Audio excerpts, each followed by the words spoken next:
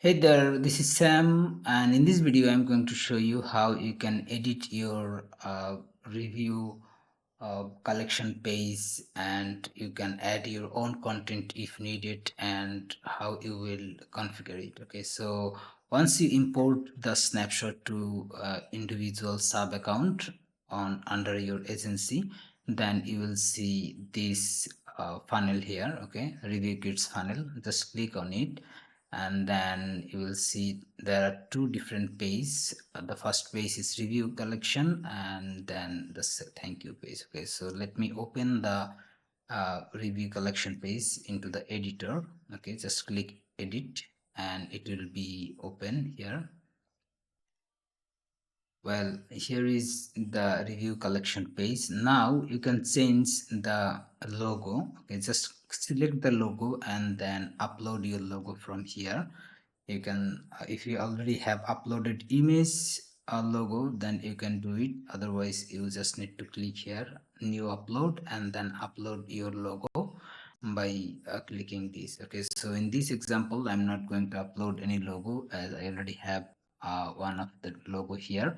And then here is the content. Okay, how was your experience with the business name and the product name? Okay, so let's say in this example I want to put my business name. Okay, GHL SaasKits. Okay, so that's it. And also if you want to remove the content, then you can also do this. You can adjust the font, like let me show you. Yeah, from here you can adjust the font size if you want to change it like this, or if you can also just adjust based on your requirement. And then here this is an optional paragraph. If you want to write some text here, okay, you can also do this. All you just need to click here and edit it. Okay, and then the review, okay, rate our services, just click on it.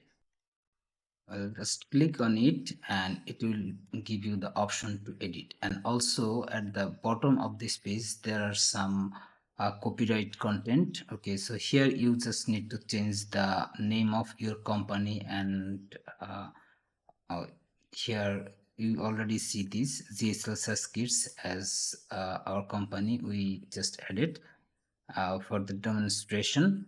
Okay, and you just need to change this. Okay, the name here and also here.